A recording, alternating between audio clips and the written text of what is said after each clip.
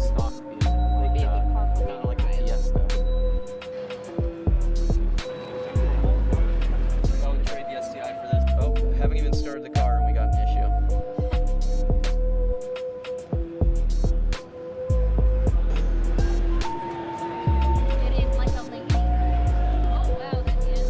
Super light, way too light.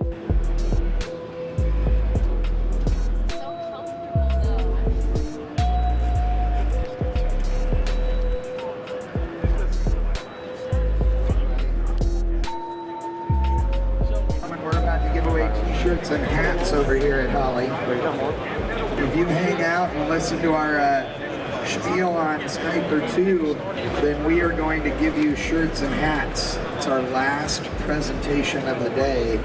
You'll forgive me, I may have been out really late last night, and I've also done this a million times in the last 3 days. So we're here to talk about Holley Sniper 2. I'm going to give you guys some information on what has been done to change this system for the better, to do some cool improvements, to take what you guys have said, what you have had positive to say about the system, the negatives, things that you guys have found challenging about doing installations, etc., and other features you didn't use or you want to use. And so a lot has gone into this new system. So when you look at the Holley Sniper 2 that's on this small block Chevrolet or over here, the first thing you'll notice is that they look similar when you set this one sideways compared to this one, but when you put them the right direction, this one looks considerably smaller, right? So Sniper 2 is smaller in some ways. Other ways, it's really more of a fact that the orientation is different, right? So the orientation is different so that the ECU, which is mounted in the throttle body, is now on the side instead of the front. So there's two reasons for that. Number one, it helps with heat, actually, to get it over on the side helps with heat. Number two, and this is especially a problem with people who have engines with the distributor in the wrong location, up here in the front, those guys would have more trouble because old cars really suck with regards to electrical noise. Original style ignition systems are really loud. Okay, your alternators, we put an oversized alternator on it. They're really loud electrically speaking. Modern cars have really quiet RFI shielded devices in them, and so it works really well with fuel injection. But when you go to put fuel injection on an old car, it becomes a problem. So putting the ECU over on the side gets it away from the distributor, regardless of the location. Also gets it away from spark plug wires. Those are the number one reason why RFI noise gets into your system.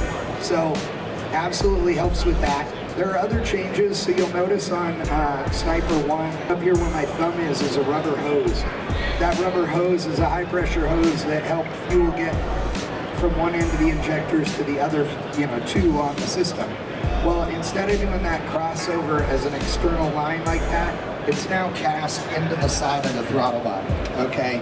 So it's all part of it. That makes it a shorter distance, means there's less chance of damaging one, and it just looks better. On top of that, there's a bunch of changes inside that you guys will like.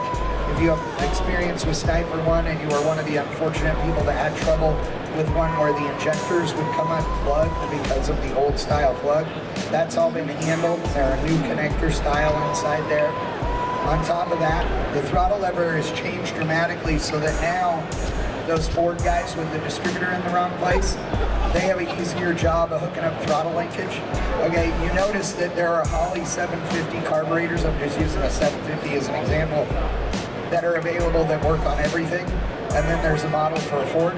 Okay, well that's because the throttle arms are different in some Ford applications for kickdown and for the throttle linkage themselves. Now there's no need for that. This one throttle arm covers everything you could possibly want, and honestly allows you to customize it if you have something like a low car pedal or some aftermarket throttle pedal. So works really good. It's a really good setup. The other thing is it's got the correct geometry for kickdown or throttle valve cables on the bottom as well, and that's really good. Now remember, I'm making fun of the Ford guys because I'm a Chevrolet dude, but this thing bolts onto any 4150 flame pick now, right? So if you have a spread bore, you need to do an adapter. But if you are a square bore carburetor flange, as long as it's a 4150, which is going to be all your normal 4 barrels, bolts right on, so it's a great deal. So those are some of the features that are going to change this, the performance, the installation, etc. One of the deals is they looked at this thing and said, okay, besides making it perform better, how do we make it easier to install? How do we make it more enjoyable to install? I tell everybody all the time, we think that we're car guys and we're in our cars all the time. We think that we spend so much time actually driving our cars. The truth of the matter is we spend a fraction of the time driving that we do bench racing with our buddies, watching some car related, working on them, etc. So if the experience of installing this isn't fun, then that sucks, right? I mean, it's gonna ruin the thing, even if it runs like the best thing ever. Man, it already put a bad taste in your mouth. We don't want that, right? So we're trying to improve the whole experience. And so that starts from the beginning. So when you decide, hey, I think I wanna, get a Sniper 2 for my car, I wanna look into it and price it out and all that, you start with step number 1, which is choosing your throttle body. And that sounds more intimidating than it is, because the truth of the matter is all you're deciding on is black or shiny. That's it.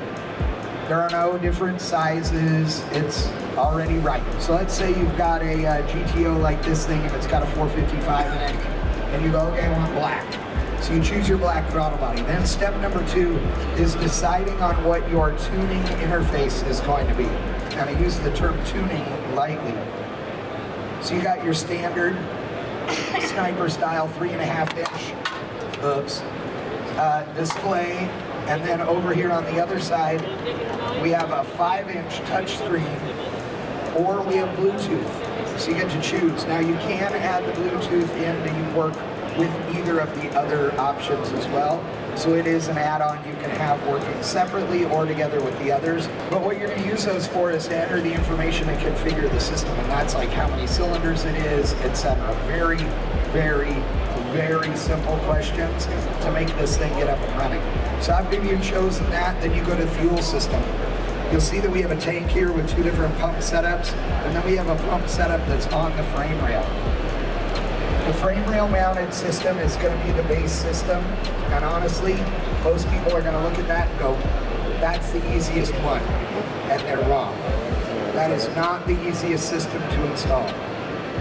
It is simple, but it is not the easiest. And the reason I say that is, while it's really simple to drill some holes in the frame rail, mount that pump up in the filter, hook up all the lines, etc. that come with the kit, you also have to make sure that the exhaust is away from it. You also have to make sure that the wiring getting to it is not going to get snagged on anything else. There's all those little things, right? So the truth of the matter is, it is going to be still in a certain amount of work to install that part. And unfortunately, in certain applications, that one's going to annoy you. If you have a loud car, you have a car that has a good exhaust on it, right? You got Flowmaster 2 chambers and a nice camshaft, you're not going to notice that thing. But if you're in a 57 Ford that's super quiet and it is the cruiser and you go out on dates with your wife in it and stuff, that one's going to make some noise and you're going to hear it.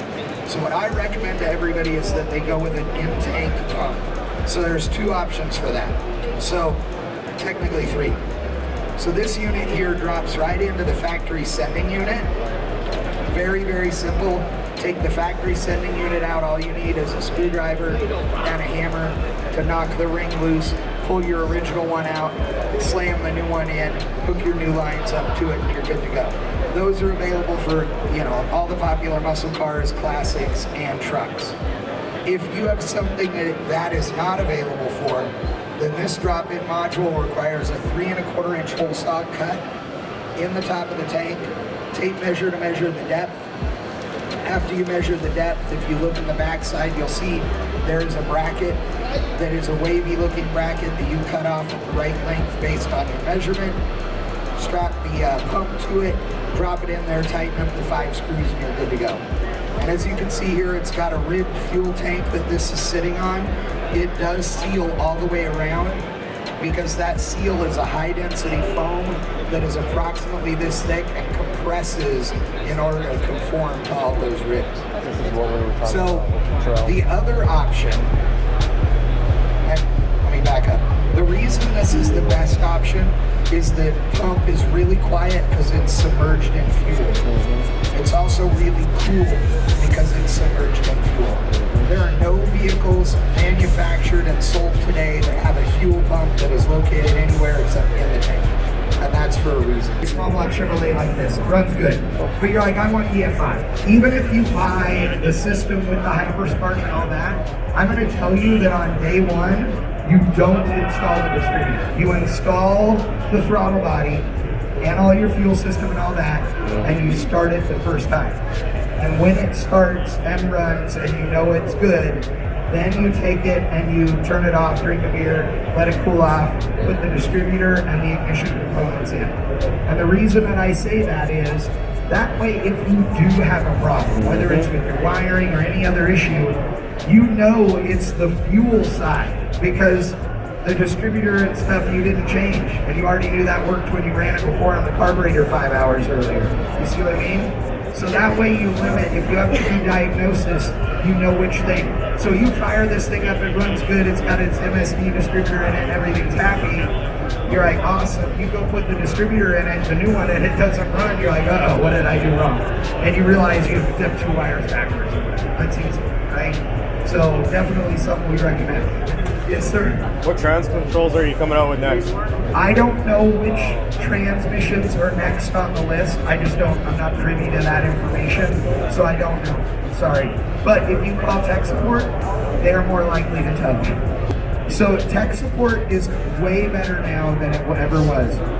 The difference is that when Sniper 1 came out, all of the guys in tech support were told, hey, here's a new product, right? And they get training on what the product is and all those things like normal. But Sniper 2, they were instrumental in the changes that exist in Sniper 2, right? So they were part of that development, which makes them have a better understanding and provide even better tech support. Also, all kinds of new training going on in the tech support realm as well. So that is definitely going to be better as we move forward, for sure. The Sniper 2, did they make the adjustments? The Sniper 1, you had to wrap zip ties around the connection. Okay, so he's asking about connectors on the injectors, because the early Sniper 1 issue was that there was a vibration issue and a connector was there. So you could have sent it back and we put new connectors on it, but otherwise you did a zip tie trick. Yep. Okay? Yes, they are better, they are different, they are held in there different and supported in a different way inside that simulated float bolt.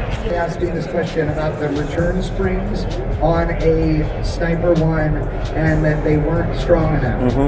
And I've heard that from several people. And two things, and I'm not bagging on you here, but the number of people that I see that still install these and think that that little round spring is the only return spring, that's not. You should absolutely have external throttle return spring on anything you do. Carburetor, fuel injection, etc. Okay, so, and do a dual. Dual is required by NHRA and every other sanctioning body. There's really rad, beautiful, bitchin' like black and chrome and whatever the hell you want. Throttle return springs, and you're easy to hook up, so you definitely want to do that. But this system is so much smoother in the throttle because of the other changes that the spring is totally strong enough now. So no. Okay, cool. So yes. So roundabout way, yes, it's fixed, but also make sure you run.